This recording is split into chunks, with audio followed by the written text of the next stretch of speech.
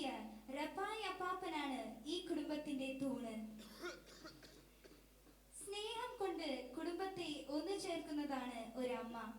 സ്നേഹത്തിൽ പരാജയം വന്നാലും തിരിച്ചാ സ്നേഹം കൊണ്ട് ആ പരാജയത്തെ അതിജീവിക്കുന്നവളാണ് ഈ ഇരിക്കുന്ന എൽസി അമ്മച്ചി.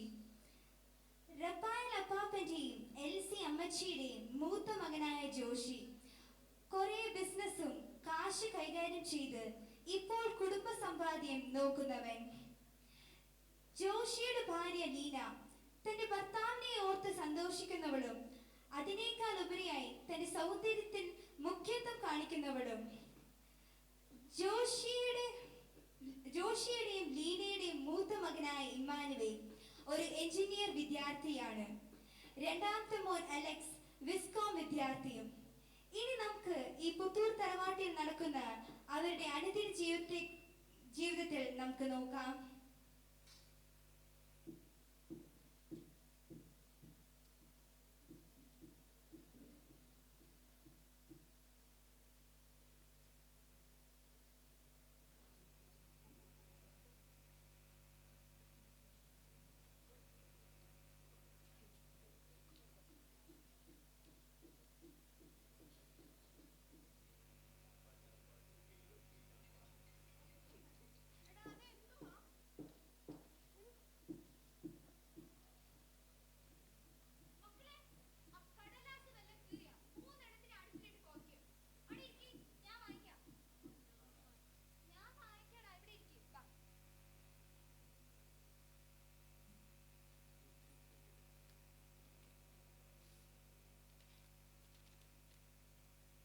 പ്രിയപ്പെട്ട മക്കളെ, പഠിത്തമൊക്കെ എങ്ങനെ പോകുന്നു?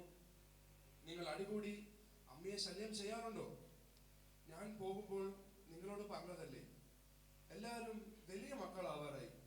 അമ്മേനെയും അമ്മാമേനെയും അച്ചാച്ചനെയും നിങ്ങളാണ് നോക്കേണ്ടത്. എടാ ജോഷി, നിന്റെ ക്രിക്കറ്റുകളൊക്കെ എങ്ങനെ പോകുന്നു? സിക്സൊക്കെ അടിക്കാൻ തുടങ്ങിയോ? ആ ജയ്സ, നിന്റെ മലയാള ഭാഷ ഇപ്പോഴും പഴയ പോലെ തന്നെയാണോ? ആനി, ചേട്ടന്മാർ നിന്നെ ശല്യം ചെയ്യാറുണ്ടോ? ഇല്ലല്ലോ. മക്കളെ, അച്ഛൻ ഇനി 8 മാസത്തിന് ശേഷം വരും. നിങ്ങൾക്ക് വാങ്ങാനുള്ള ചോക്ലേറ്റും നിങ്ങൾക്ക് മേടിക്കാനുള്ള കളിപ്പാട്ടും ഒക്കെ ഞാൻ മേടിച്ചു കരുതിയിട്ടുണ്ട്. ആനിക്ക് വേണ്ടി ബാർബി ഡോൾ എന്തായാലും വാങ്ങിയിട്ടുണ്ട്.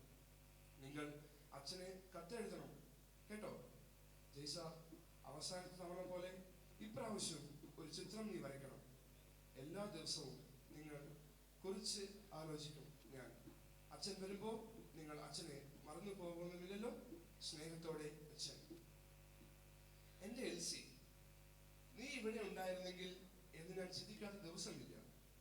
കിടക്കുമ്പോൾ നിന്നെ പ്രതീക്ഷിച്ച് അറിയാതെ ഇടത്തോട് നോക്കി ഞാൻ പോവാറുണ്ട്. ഞാൻ ഇന്ന് എന്റെ ചിന്തകളിൽ അകപ്പെട്ടു പോയി. എനിക്ക് വേണ്ടി ഒരിക്കലും ഞാൻ ഇവിടെ വന്ന് ജോലി ചെയ്തിട്ടില്ല. ഇതെല്ലാം നമ്മൾക്ക് വേണ്ടിയല്ലേ? മക്കൾക്ക് ഒരു നല്ല സ്കൂളിൽ പഠിക്കുവാനായിട്ടും നമ്മുടെ പഴയ വീട് പുതിച്ച് പണിയുവാനായിട്ടുമാണ് ഞാൻ കഷ്ടപ്പെടുന്നത്. എത്രയും പെട്ടെന്ന് തന്നെ നീ എനിക്ക് കത്തെഴുതുന്നു വെച്ച്. നിന്റെ വാക്കുകൾ എനിക്ക് നിന്റെ ഒച്ചയിൽ കേൾക്കാൻ പറ്റും. നിന്നെ എത്രയും പെട്ടെന്ന് കാണാൻ കൊതിക്കുന്നു. എന്നും നിന്റെ റാഫേൽ.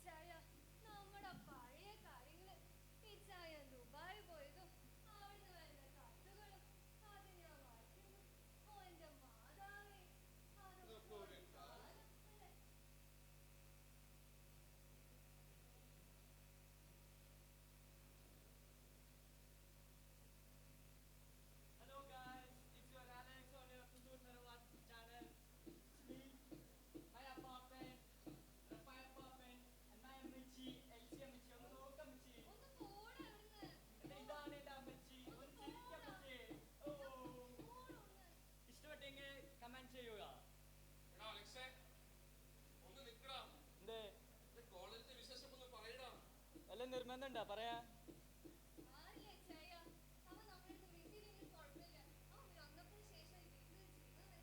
ഞാനിങ്ങനെ വാട്സപ്പ് ചെയ്ത് വിടാം, ഞാനങ്ങനെ കണ്ടോ.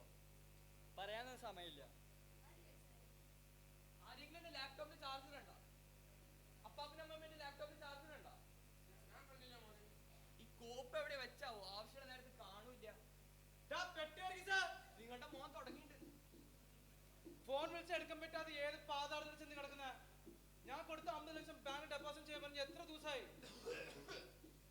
അപ്പ ഒന്ന് നിൽക്കോ, ഞാൻ ഫോൺ സംസാരിക്കാം. മോനെ, ലക്ഷങ്ങൾ കളിയാ, എന്റെ സ്വഭാവം മാറും. പക്ഷെ അത് പോട്ടെ, ഞാൻ ഇവിടുന്ന് ലോഡ് കയറ്റിയിട്ട് തൃശ്ശൂരിൽ എത്തിയ നിന്നെയൊക്കെ പണി ഏൽപ്പിച്ച് എന്നേടാ പറയണ്ടേ? മര്യാദക്ക് നമ്മുടെ പറമ്പിൽ പോയി തേങ്ങാണ പണി നോക്ക്.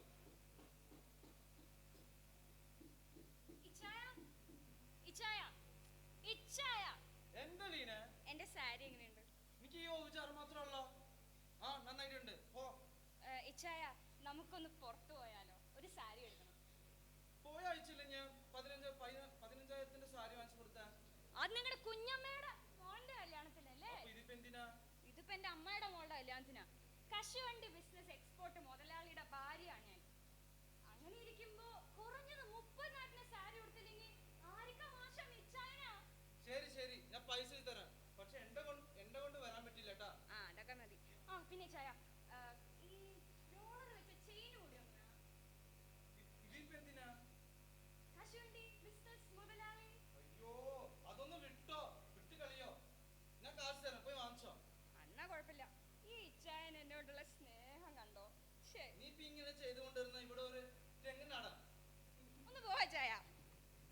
ആ സ്നേഹം, എന്റെ കാശൊക്കെ തീർത്ത് കഴിയണ ഇവിടെ കുറെ പേര് വന്ന് ചേർന്നുണ്ട്. എടി എൽസിയെ, നിന്റെ മരുന്നൊക്കെ കഴിഞ്ഞില്ലേ?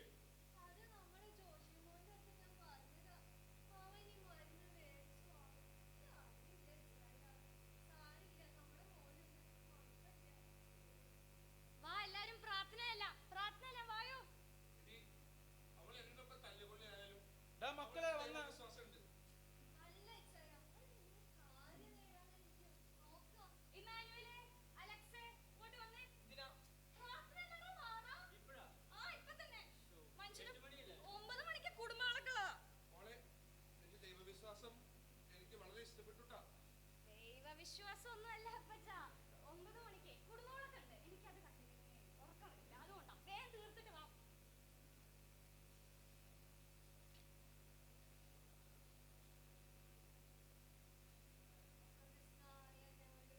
അതൊന്നും വേണ്ട. ഞാൻ തരാം. പിതാവിനും പുത്രനും പരിശുദ്ധാത്മാവിനും പ്രാർത്ഥന തുടങ്ങിയത് കഴിഞ്ഞില്ല ഇതുവരെ. പരിശുദ്ധമറിയമേ, തമ്പുരാന്റെ ഭാവനായ ഈശോ മിശിഹായ്ക്ക് സ്തുതിയായിരിക്കട്ടെ, സ്തുതിയായിരിക്കട്ടെ. ഈശോ ശരിയുടെ അപ്പ. ആ, വായോ. കളിക്കാം. നിങ്ങൾ രണ്ടുപേരും ഇവിടെ തന്നെ ഇരിക്കണേ. ഇനി ഇതൊക്കെ ആക്കാൻ നിൽക്കണ്ട. ഞാൻ ഇങ്ങോട്ട് കൊണ്ടുവന്ന് തരാം. എല്ലാരും വായോ കഴിക്കാൻ. എത്ര പ്രാവശ്യം വിളിക്കണം നിങ്ങളൊക്കെ?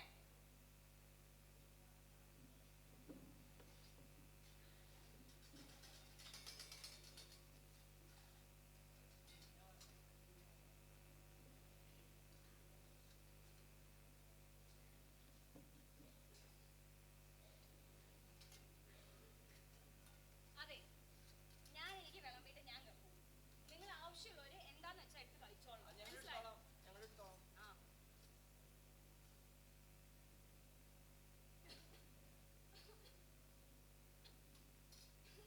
എനിക്കൊരു കാര്യം പറയാനുണ്ട്, പറഞ്ഞോട്ടെ? നാളെ ഞങ്ങളുടെ സ്കൂളിന്റെ PTA മീറ്റിംഗാ. അത് നിങ്ങൾക്ക് വരാൻ താല്പര്യമുണ്ടോ? എങ്ങനെയാ? എപ്പോഴും അമ്മ വരുന്ന പതിവ്, ഇപ്പോഴും അങ്ങനെ തന്നെ. എന്നാ ആ പതിവ് ഇന്ന് തെറ്റിക്കുന്നു. ഈ പ്രാവശ്യം അമ്മയല്ല, മോന്റെ ഇച്ഛ അപ്പനാ വരുന്നത്. അമ്മയും അപ്പനും നിർത്തണ്ട. കുറെ നേരമായി എല്ലാ കാര്യത്തിലും തല്ലുകൂടിയാണ്.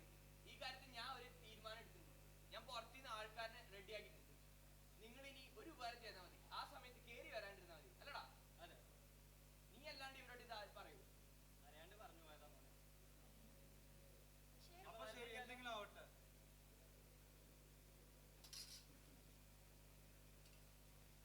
എനിക്ക്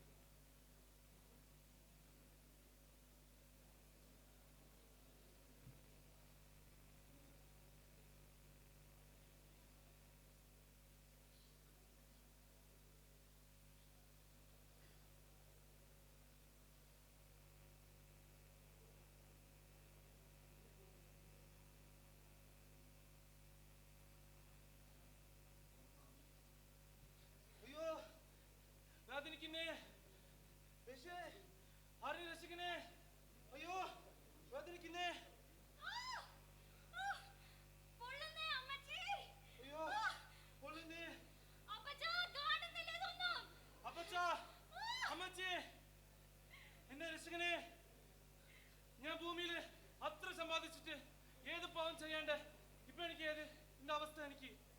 അപ്പച്ചാ, അമ്മച്ചി, രക്ഷിക്കണേ.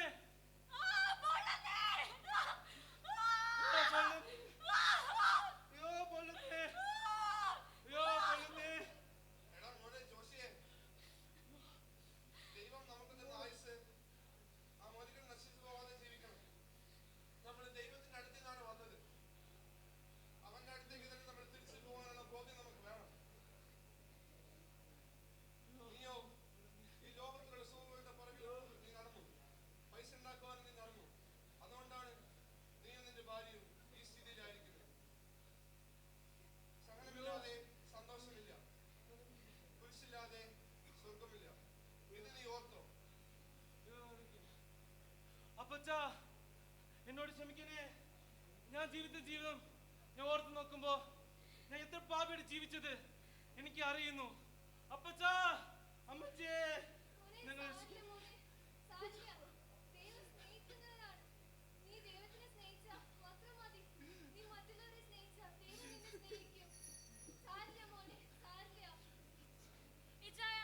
നമ്മൾ ഈ ലോകത്തിന്റെ സുഖത്തിന്റെ പുറകെ പോയി പിള്ളേരെ നമ്മൾ അങ്ങനെയാണല്ലോ വളർത്തിയത്. അവർക്ക് ദൈവം എന്താ, ബൈബിൾ എന്താ ഒന്നും അറിയാണ്ടാ ചായ നമ്മൾ വളർത്തിയത് അവരെ. നമ്മളിപ്പോ നരകത്തിലായതുപോലെ നമ്മൾ പിള്ളേരും നരകത്തിലാവത്തില്ലേ? അതാലോചിക്കുമ്പോഴാണ് എനിക്ക് സങ്കടം വരുന്നത്. അയ്യോ, ഇതൊക്കെ അവരോട് ആര് പറയും?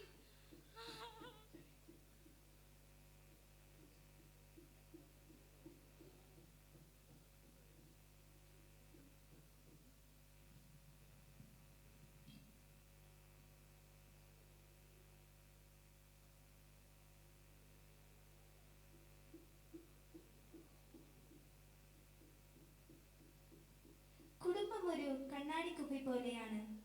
ആ കുപ്പിയിൽ മദ്യം എന്ന ലോക സുഖങ്ങൾ, പൈസ എന്നിവ നിറച്ചാൽ അതിൽ കുടുംബത്തിലുള്ള മറ്റുവരെ നശിപ്പിക്കുന്നതും അതിൽ ജീവൻ ഉണ്ടാകുകയില്ല. പക്ഷേ ആ കുപ്പിയിൽ തന്നെ വെള്ളം എന്ന സ്നേഹം, കൂട്ടായ്മ, പ്രാർത്ഥന, പങ്കുവെക്കൽ എന്നിവ നിറച്ചാൽ അതിൽ കുടുംബത്തിലുള്ള മറ്റുവരെ ജീവൻ നൽകും. തലമുറകൾ തോറും ആ നന്മകൾ ആ കുപ്പിയിൽ വളർന്ന ചെടി പോലെ വളരുകയും ചെയ്യും.